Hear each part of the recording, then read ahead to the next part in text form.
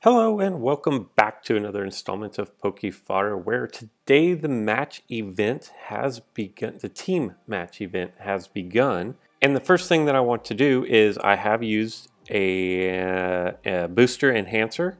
I have a rainbow booster ready to go. So let's pop this thing open. Dratini, Diglett,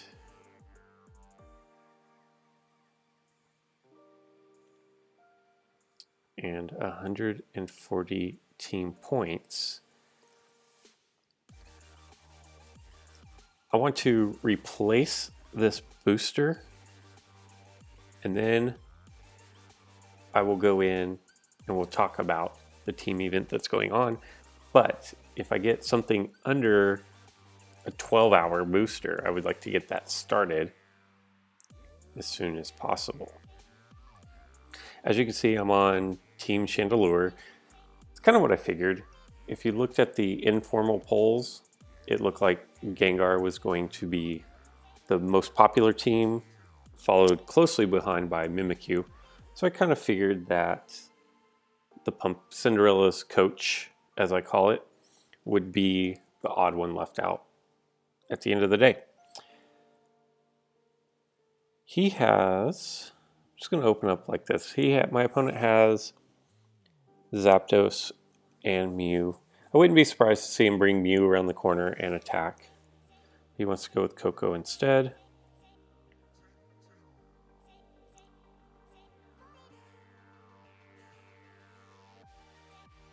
We are going to bring Tapu Lele right up.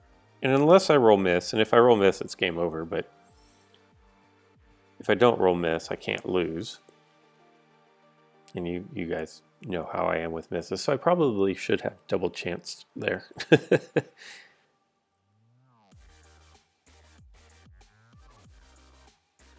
Also not the best matchup ever with Terrakion. If you're running Solgaleo in your deck and your opponent has Mega Gengar, I see very, very, very few people running Gengar without Mega Gengar. What I find as a nice way of protecting against that rush is Solgaleo. Really, the thing that you are looking out for by doing this is if you roll your 100, he's going to go back to his PC. So if you can avoid rolling your 120 roll, then you're good. And that's kind of exactly what I just said not to do. I have Gold Block. I don't think, because the 120 is my smaller wheel segment on this particular Pokemon, I don't think I'm going to roll it again. If I do, like I said, I still have my Gold Block.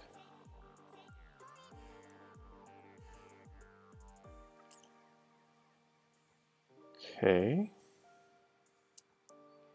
So we will... At least I was right that I didn't re-roll the 120. That counts for something, right?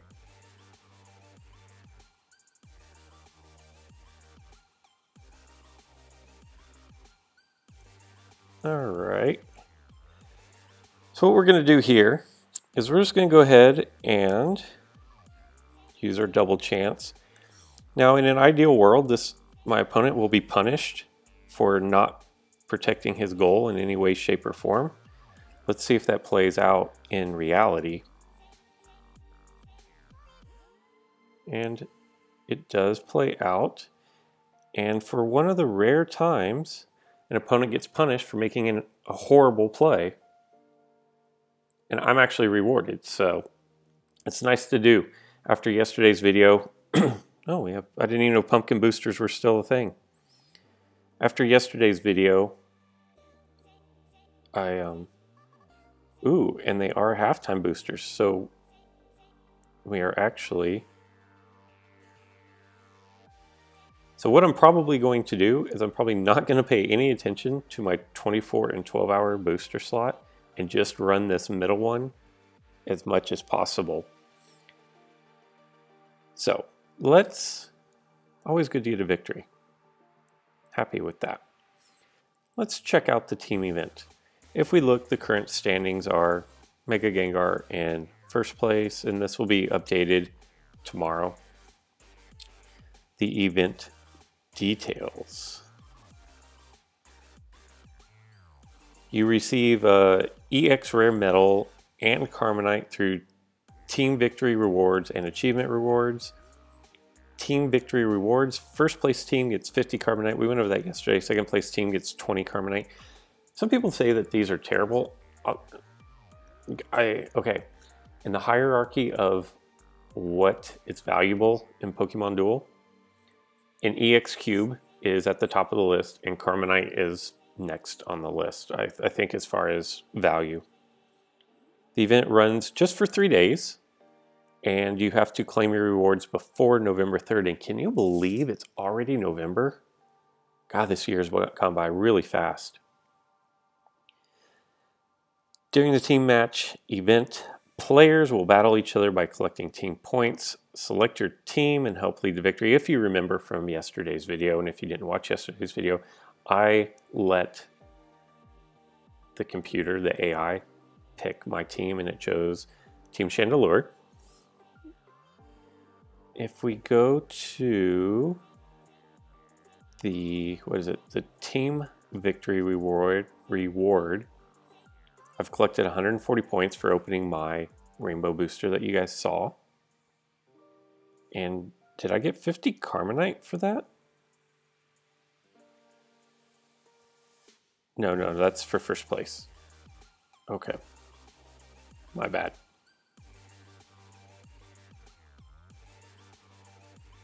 Yep, your team gets first place. Going back, achievement awards. For 1 point, you get a rare metal common. For 20 points, you get a rare metal uncommon. For 50 points, you get a booster ticket. For 100 points, you get a rare metal rare. For 200, you get an ingot. I haven't even seen these yet, so this is new to me. For 200 points, you get an ingot EX. 300 points is 5 more Carmonite. Okay. 390 makes 10 total. 560 makes 20 total. 30 total Carmonite. 50 total Carmonite. Wow. Times 3 rare metal EXs is nice.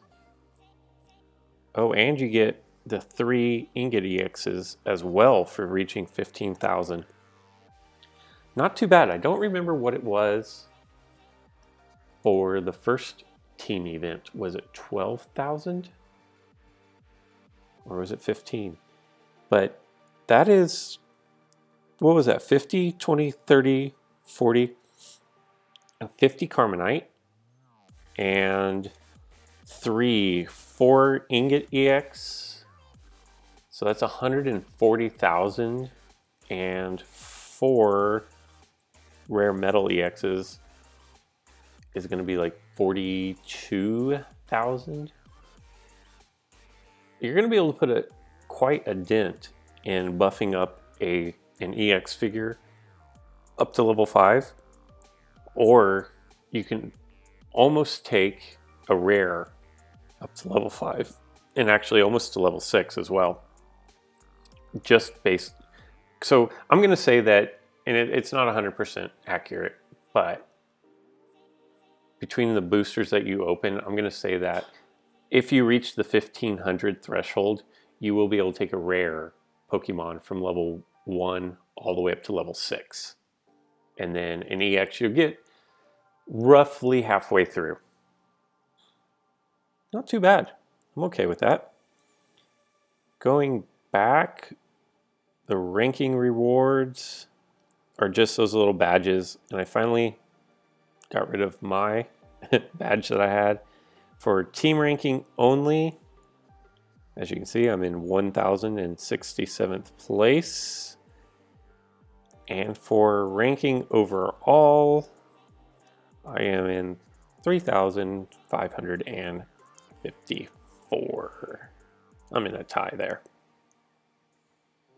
That's kind of all there is to it. Do okay. Let me go check out. Okay, so I got my rare metal common.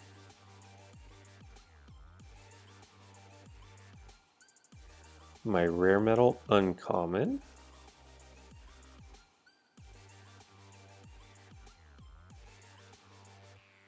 I received a booster ticket. We can go ahead and go open that. I think my last booster ticket I got Gotharita or something. And then a rare metal rare. Okay. I actually ran out of metals at one point. So those are actually useful now. Now if we go in, we will pop open this, which is going to give me 3550.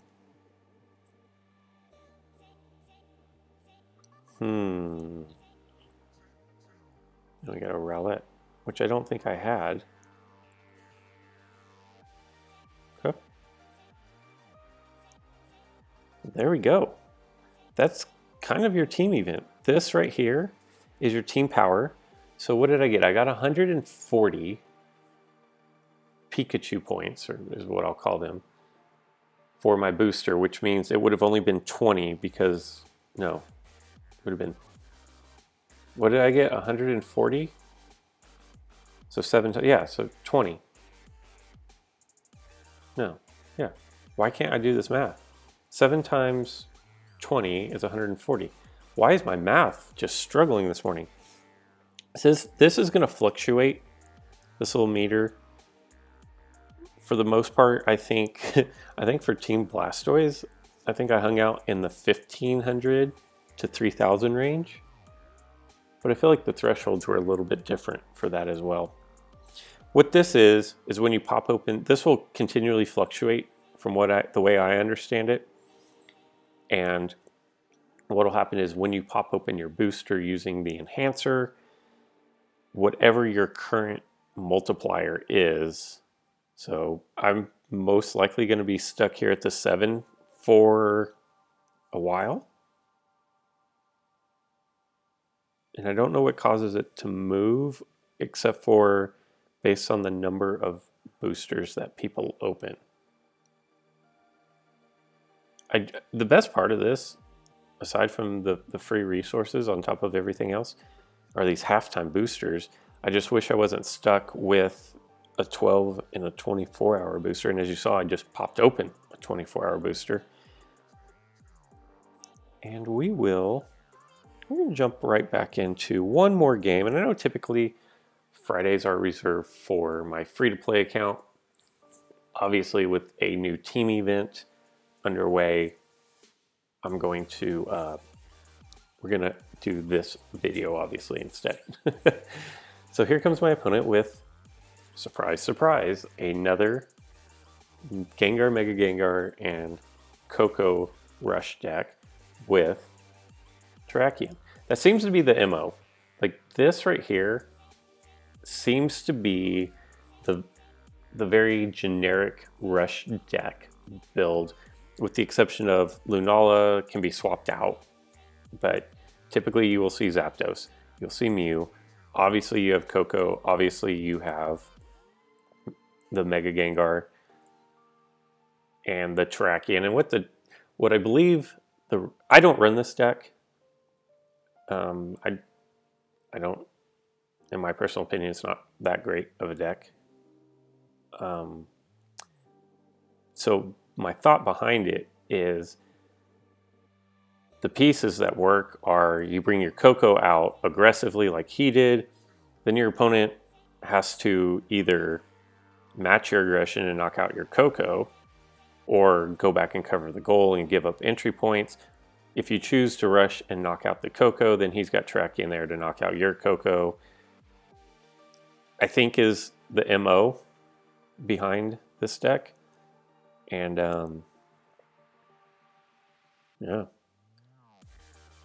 I'm going to drop my Coco right here because I don't want him triggering the Mega Gengar and then running around this way and attacking into my Solgaleo.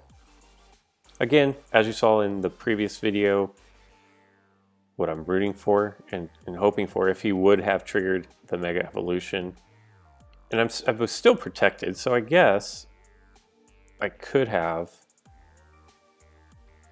I guess I didn't have to. I could have been a little more aggressive with my Coco.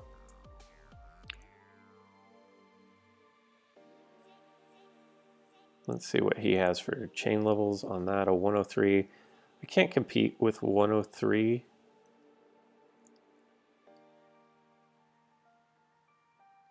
I'm just gonna keep going up here.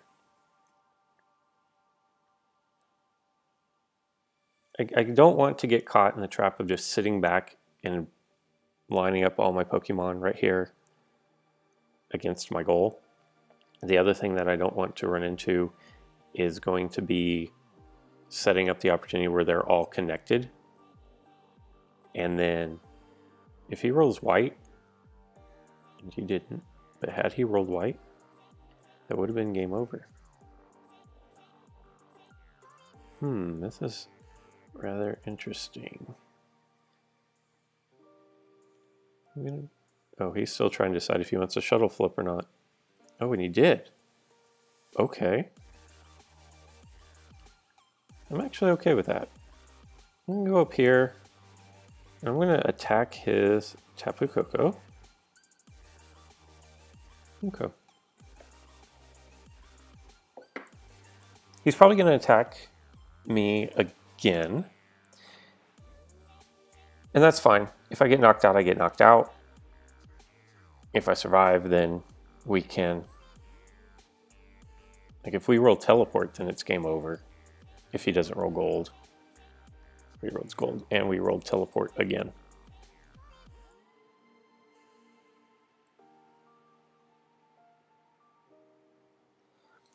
I'm tempted, although I'm not going to do it, but I was tempted to take Tapu Lele and attack into his Coco. The reason why I decided against it is because he has too much blue. And it's sad that I think a 1 in 4 shot is too much blue, but 1 in 4 is too much blue. I am excited that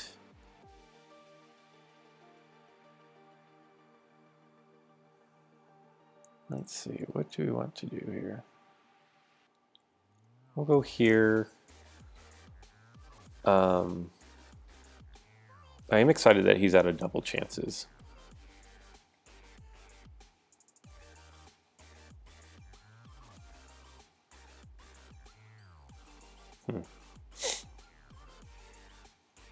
Alright. I could X speed. I could double chance. But I'm not going to do either one of those. What I'm going to do on my next play is he's probably most likely going to bring Lunala out right here.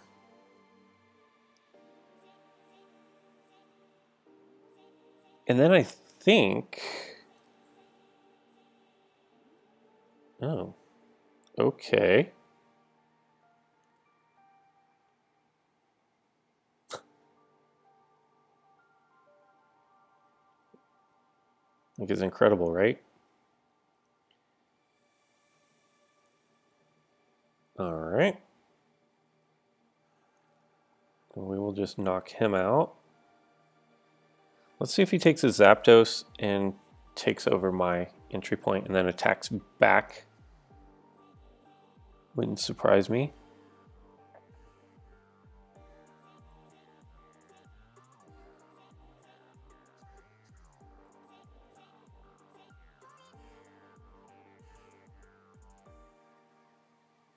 Yeah, 55 isn't going to do it.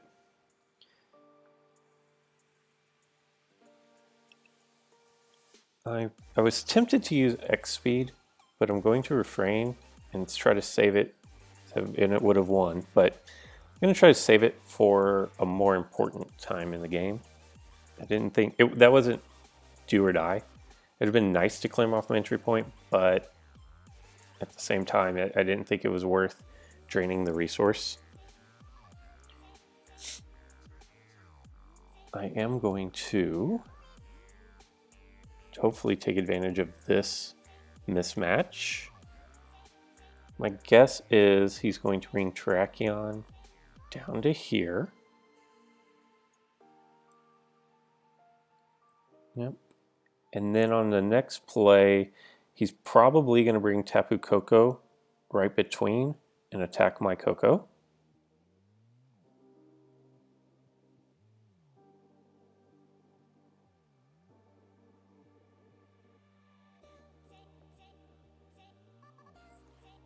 No. All right. What else does he have? Switch, Goal Block, and he still has his Mega Gengar.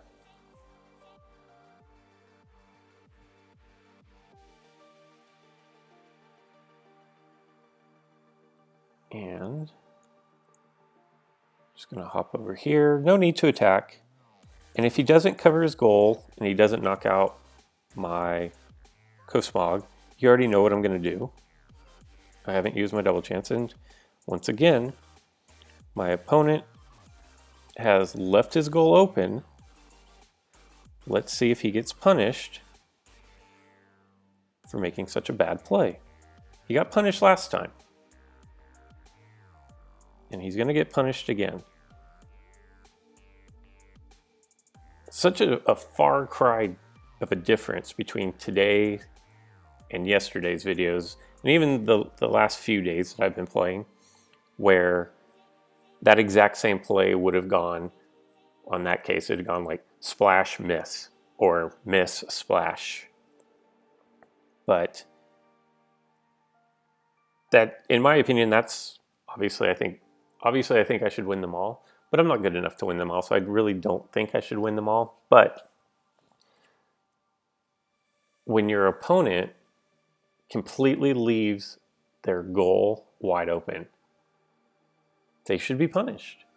And to me, that's the same as if your opponent, if you have a Pokemon, if you have one of your Pokemon within 3 steps of their goal and it's uncovered, and they attack into your Tapu Koko, they should be punished for that. Those are horrible plays, and I make them too. And sometimes you can't avoid, like if you have 2 Pokemon left and Tapu Koko is the weakest one available, like you just have to attack into it and hope they don't roll Melee Wish. But in a situation like that, you know, if you leave your goal exposed, you should be punished. And I hope that's what you take away from today's video, is that when you're playing, it's little things like that that will help you climb better. A lot of times people will message me on Twitter, or they'll message me on Discord and say, help, I'm stuck at range and range. Pick 2 numbers. I'm stuck here in between these 2 numbers. I need a whole new deck. And I don't necessarily think that maybe you need a whole new deck. There are a wide range of decks, and depending on your play style, you know, some decks work better for you, but there's no way for me to know what your play style is. One thing that I would say that you could probably do to make an immediate impact is to not leave yourself exposed to your goal being open on things like that. Things where you attack into a Tapu Koko when your goal is open and your opponent is within 3 steps. Something where, you know, against a Deoxys, because that's really the only other teleport that you're going to see is Deoxys normal form. It has teleport. So attacking into that, or letting them attack you when teleport wins the game. It's the same for any of the, like the dragons that fly. good rule of thumb is if you see dragons, and I mentioned this a few days ago in a video, if you see dragons, go drop something on your goal before you start attacking anything. I know that plays into their hand a little bit because they want you to stall so they can erase their weight 9. But at the end of the day, what's more important, them not getting on the board or them not capping your goal? Kind of makes sense, right? The others, you know, you don't see it a whole lot, but Rayquaza has fly. And then maybe you might see an outside shot at Flygon, something like that. And again, there are the situations where you just can't help it. You're pinned in, you're just trying to crack open and get some breathing room. I get it. You can't do anything about those. But early game, like we saw with both my opponents here, there was no immediate threat for them.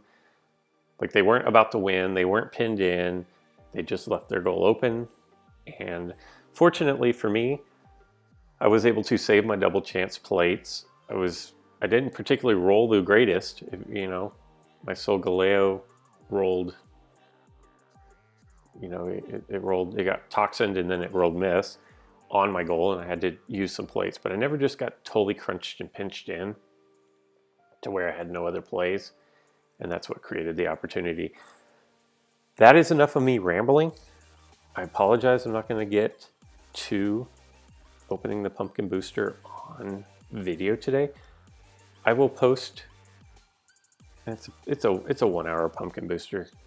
You guys don't really care, so I probably won't even post it, but that is going to wrap up Friday's video.